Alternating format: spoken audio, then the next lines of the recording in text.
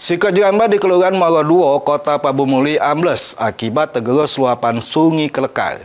Dengan kejadian tersebut, warga diminta untuk tidak melintasi area itu, karena akses telah ditutup untuk sementara.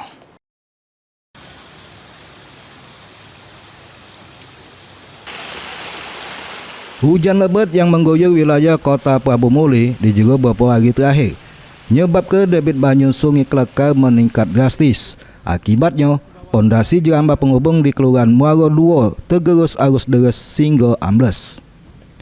Peristiwa amblesnya Jeramba di Jalan Tanggamus ini terjadi pas Kamis sore. Warga yang nak lewat terpaksa muter nyari jalur alternatif lain, karena akses jalan ditutup sementara untuk mencegah adanya korban.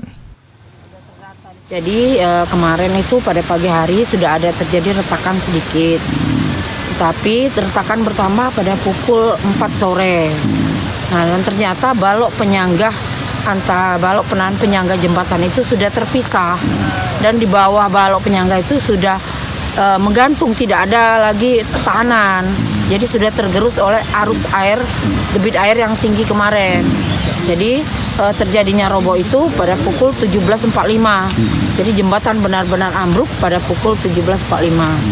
Ada korban saat itu ada korban dari kepolisian, itu adalah Babin Kamtibmas Kelurahan Muara II Induk dengan Bapak Topo dari TNI kalau nggak salah, Babinsa juga, tapi bukan Babinsa di daerah Muara II.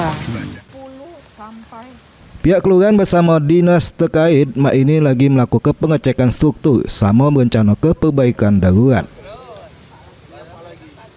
Kalau dari dari Pak Wali juga dengan kajian teknis gitu, karena secepatnya kita lakukan perbaikan. Kalau sekarang apa upaya kita, Pak? Upaya kita sementara mungkin depan ini kita bongkar dulu. Setelah itu mungkin sementara, Pak. Kalau dananya dari mana itu, Pak? Mungkin kita koordinasi dengan BPKD, kita undangkan dengan dana BPKD.